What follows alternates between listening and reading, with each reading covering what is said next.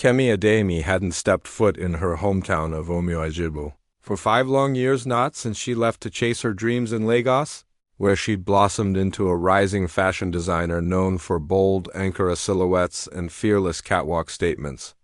Now she returned reluctantly, her suitcase full of designer heels and skepticism, ready to attend her younger sister Saad's wedding.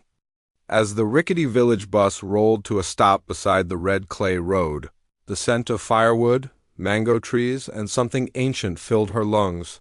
But as she stepped out in her city sunglasses and braided crown, she noticed it the way villagers paused mid-chatter, eyes trailing her like they'd been waiting. At first, she thought it was just curiosity, the return of the rebellious daughter who had escaped tradition. But inside her family compound, the unease grew. Aunties whispered as they passed bowls of jollof rice. Cousins avoided her gaze. Her mother kept sending her on errands, nervous and distant. Kemi's questions were met with awkward laughter and shifting glances. Then came the family gathering, lit by oil lamps and ancestral drums. The village chief stood up, his voice echoing like a spell. He raised a calabash of palm wine and proclaimed, "The palm wine bride has returned to fulfill the sacred vow made in her name." The crowd erupted in cheers. Kemi stood frozen, the calabash trembling in her mother's hands. She stormed into the house, demanding answers.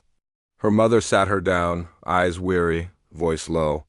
Years ago, when her father had fallen gravely ill and the family faced ruin, he had turned to the Alba's house for help in exchange for a single jar of sacred palm wine, believed to carry the blessing of the river goddess Osara. He had pledged Kemi's hand in marriage to Prince Afolabi. "You were only 14, her mother said, eyes shimmering. "We never thought they'd call the promise due." But the wine had healed her father. The village had honored it. Now, so must she. Betrayal curdled inside her like sour milk. "How could you gamble my life for a drink of palm wine?" Kemi cried, pacing the cramped kitchen where she once learned to grind pepper with her grandmother's stone mortar. Her voice echoed off the cracked clay walls, trembling with a mixture of fury and heartbreak. "I built something for myself. I sacrificed sleep, comfort, everything. And now I'm supposed to give it all up because of a drunken promise?" Her mother, stooped over the bubbling pot of okra soup, turned slowly, the wooden spoon still in hand. Tears clung to her lashes like dew on cola leaves.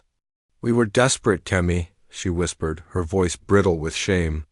"Your father made that vow when we had nothing but each other.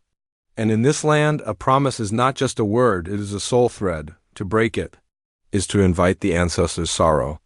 The air thickened as if the spirits were listening, silent and waiting.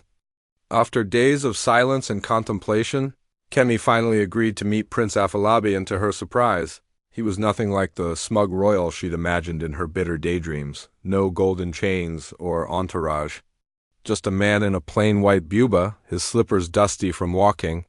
He waited patiently beneath the old mango tree behind the compound, where the earth still held the scent of last night's rain. "I never wanted a bride traded like a goat," he said, a faint smile on his lips. "But I asked to meet you, because I saw the fire in your eyes when you challenged the elders." They talked for hours about life, duty, and dreams. He confessed he'd always felt caged by royal expectations. "I don't want obedience," he told her. "I want choice." The days unfolded like a strange melody, balancing tradition and tension. In the mornings, Kemi helped prepare for her younger sister's wedding, sifting rice, folding gel, learning the rhythmic dance steps passed down by her aunties. In the evenings, she wandered by the riverbank, barefoot, drawn by the orange glow of fires where elders told moonlit stories of trickster gods and brave women who turned tides. Something inside her stirred. She remembered chasing fireflies with cousins under starry skies, the warmth of fufu dough between her palms, the lullaby of cicadas. The land, once suffocating, now hummed with memory and meaning. But she also remembered Lagos, her runway debut, the applause that made her heart soar, her sketchbook filled with visions waiting to bloom. Her spirit stood at a crossroad, half pulled by freedom, half wrapped in the gravity of her roots. The night before the traditional rite, the compound glowed with laughter, music, and steaming plates of jollof. Laughter rang out like drumbeats, but Kemi stood apart, eyes burning with quiet resolve. When the elders gathered and the talking drum paused, she stepped forward radiant in a bold Ankara dress of her own design, where Yoruba symbols met modern cuts. Her voice, sharp as the harmattan wind, cut through the noise. "I will not enter into marriage as payment for a promise I never made," she declared, holding her head high. "I honor my father's word, but I am not a token. I am not a debt to be cleared." The hush was instant. Her mother gasped and clutched her wrapper, torn between fear and pride. The elders stiffened like ancient statues. "If Prince Afolabi and I are to wed," she continued, her tone unwavering, "let it be not for obligation, but for love, freely chosen." For a heartbeat, the silence felt like the stillness before a storm.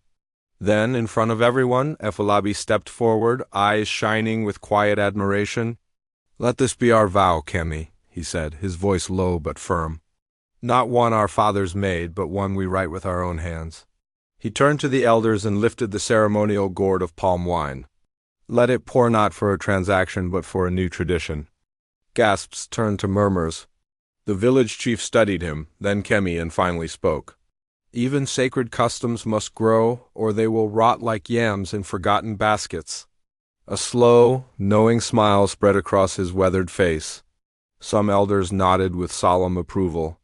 Others turned away, muttering. But the youth cheered wildly, the drumbeat rising again, faster, freer, no longer just a rhythm of duty, but of celebration. Weeks later, Kemi returned to Lagos not with bitterness, but with clarity sharper than any tailor's needle. She and Afolabi kept their bond alive through laughter that spilled into midnight, shared poems over voice notes, and deep conversations where they unraveled each other's truths. Their love was not loud, but steady, woven stitch by stitch, like her designs. Her fashion brand bloomed with new meaning. Earth-tone fabrics laced with motifs from village tailies, bold silhouettes inspired by women she met at the river, colors drawn from sunsets over the palm groves. She launched a collection called Bride of Her Own Fire. It sold out in days, not just because it was beautiful, but because it carried a story, a heartbeat, a reclamation. Back in Omu the once sacred jar of palm wine sat undisturbed on the family altar. No longer a symbol of debt or sacrifice, it had transformed into a relic of courage. People came and went, casting glances at it, some in reverence, some in reflection. It whispered a new kind of legacy, that love must be chosen, not traded. And some say, when the birds danced over the river in the early light, the goddess Osara smiled beneath the ripples. Her laughter floated with the wind, soft and approving, because this time, the promise had not bound a girl, it had freed her.